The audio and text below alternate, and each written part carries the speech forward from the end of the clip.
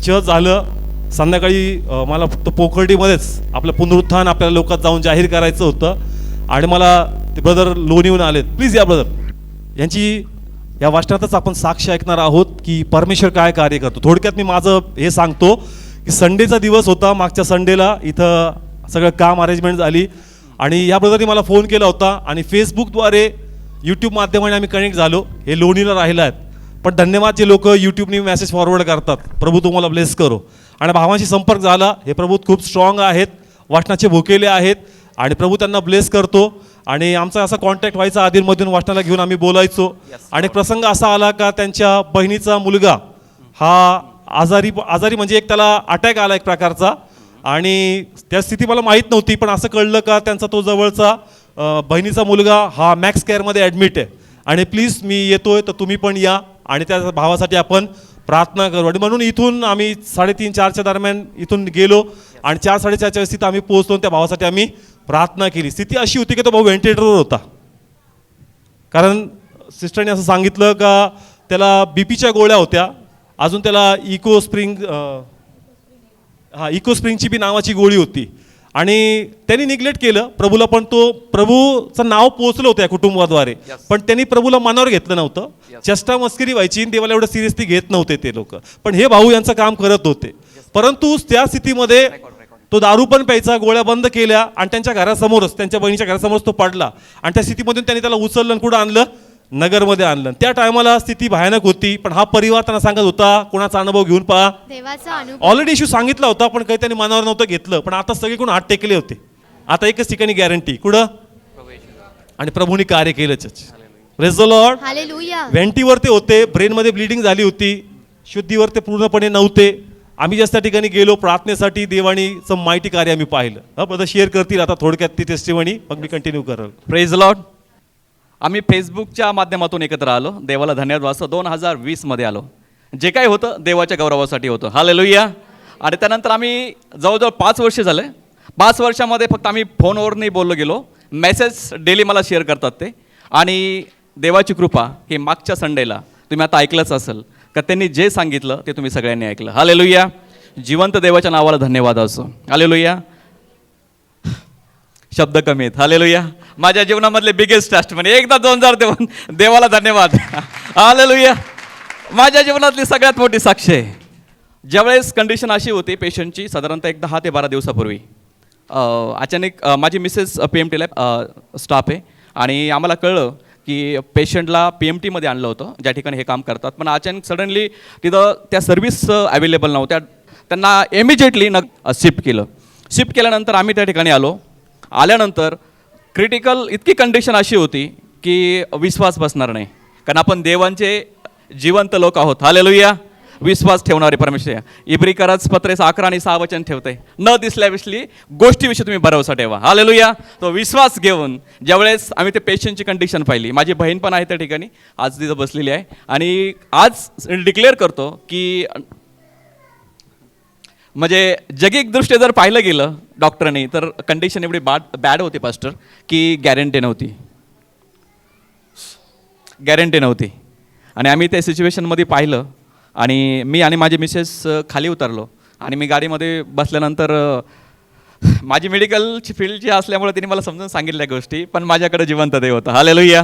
पुनर्स्थान आणि जीवन मीच आहे म्हणतो. माझ्यामध्ये जो विश्वास ठेवतो, जो मेला असाल तरी जगेल. हालेलुया.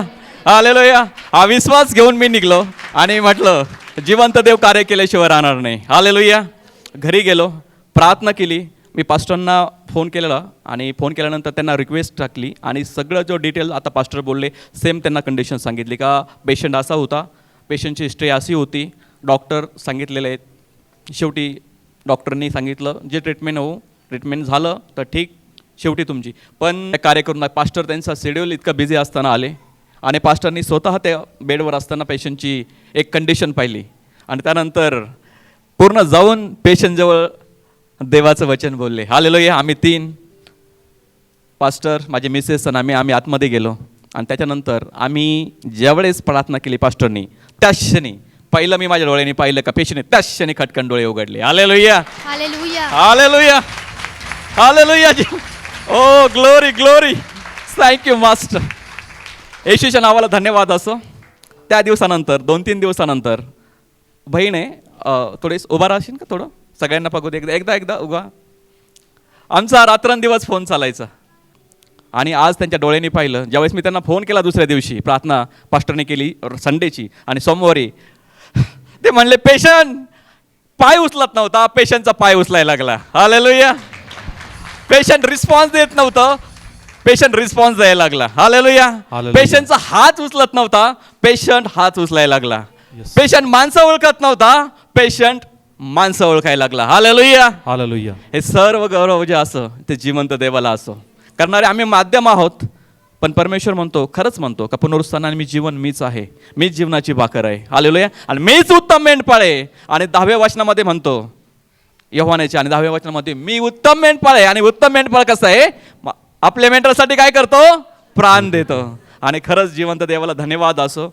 आणि पास्टर बोलले आमचा फोन झाल्यानंतर का म्हणजे तुम्ही या आणि जी साक्ष त्या सूर्याच्या जीवनामध्ये गेली हे सर्व लोकांना सांगा कारण साक्ष देणं म्हणजे जिवंत देवाचा गौरव करणं असं. हालेलुया. हालेलुया. हालेलुया. आणि माझ्या जीवनामधली व्हेंटिलेटर असलेली पहिली साक्ष मी पाहिली आणि देवाने एक उत्तम असं आरोग्य दिलं तर पूर्ण आरोग्य दिलंय. हालेलुया. हालेलुया. हालेलुया. आणि या सगळ्या साक्षीबद्दल अद्भुत गोष्टीबद्दल देवाच्या नावाला धन्यवाद असो.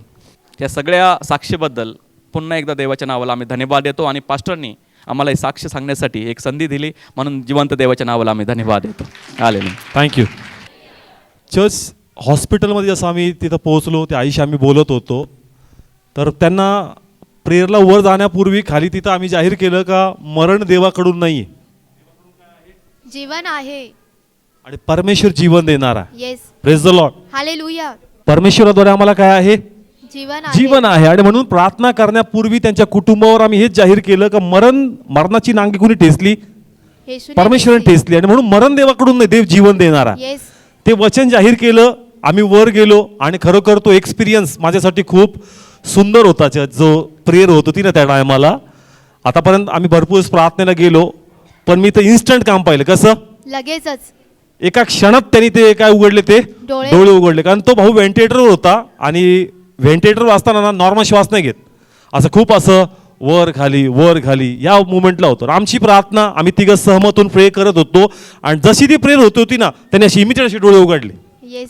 आणि असं वाटत होतं की आता तो उठतो की काय कारण त्याच्या तोंडामध्ये नाकामध्ये सगळे पाईप टाकले होते असं पॅक केलं होतं आणि असं वाटत होतं की तो बोलतो का काय आता म्हणजे तो एकदम असा उठायला लागला तर त्यावेळेस आम्ही म्हणलो उठू नको ना आम्हालाच आश्चर्य वाटलं की आता पाईप बीप तोडतो की काय हा म्हणजे ते स्वतः समोर होतं. आम्ही जे पाहिलं ना चर्च ते एकदम आश्चर्यकारकरित्या होतं.